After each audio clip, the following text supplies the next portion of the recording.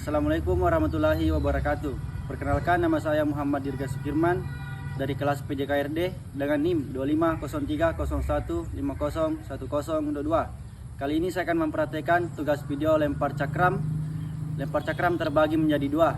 Yang pertama gaya menyamping dan yang kedua gaya membelakangi. Cara melempar cakram. Yang pertama, memegang cakram.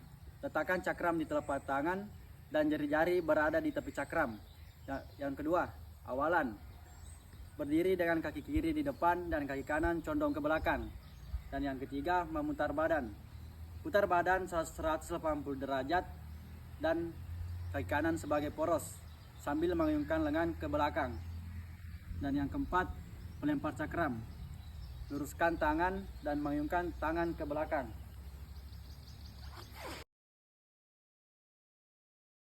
Lempar cakram gaya menyamping adalah teknik dasar dalam olahraga lempar cakram yang dilakukan dengan posisi tubuh menyamping ke arah sektor lemparan. Gaya ini sering diajarkan kepada pemula karena gerakannya lebih sederhana dibandingkan gaya berputar penuh. Dan ada pun contoh gerakan lempar cakram gaya menyamping.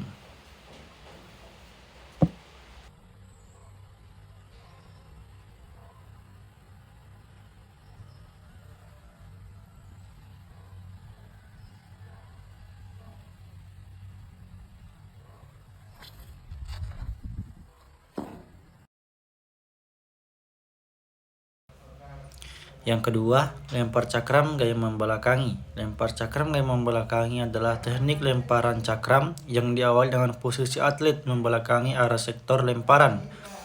Gaya ini biasanya digunakan dalam teknik rotasi dan banyak dipakai oleh atlet tingkat lanjut karena dapat menghasilkan lemparan yang lebih jauh. Dan berikut adalah contoh gerakannya.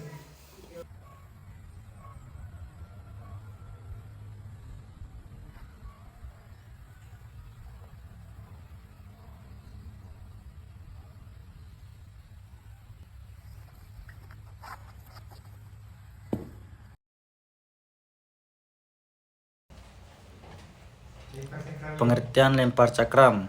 Lempar cakram merupakan olahraga yang dilakukan dengan cara melempar sebuah cakram berbentuk piringan bundar dari dalam lingkaran lempar ke area pendaratan. Cakram terbuat dari kayu, plastik, atau logam dengan berat yang berbeda sesuai dengan kategori atlet. Keberhasilan lemparan ditentukan oleh teknik, kekuatan, serta keseimbangan tubuh saat melempar. Dan adapun alat dan lapangan lempar cakram. Alat utama dalam lempar cakram adalah cakram, sedangkan lapangannya berbentuk lingkaran lempar dengan diameter sekitar 2,5 meter. Di depan lingkaran terdapat sektor pendaratan berbentuk sudut tertentu tempat cakram harus jatuh.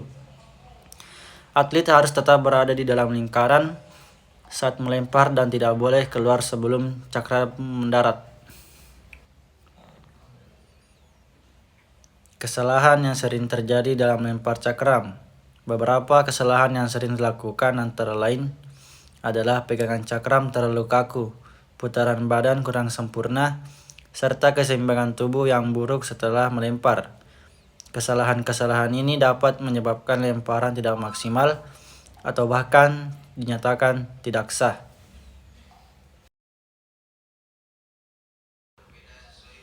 Dan adapun tujuan dari lempar cakram. Tujuan lempar cakram adalah untuk melempar cakram sejauh mungkin ke dalam sektor lapangan yang telah ditentukan sesuai dengan peraturan yang berlaku. Atlet dinyatakan berhasil jika lemparannya sah dan memiliki jarak paling jauh dibandingkan peserta lainnya. Selain itu, tujuan lain dari lempar cakram adalah mengembangkan kekuatan otot, terutama lengan, bahu, dan kaki, melatih koordinasi, keseimbangan, dan kelenturan tubuh, dan meningkatkan teknik dan konsentrasi dalam melakukan gerakan putaran dan pelepasan cakram.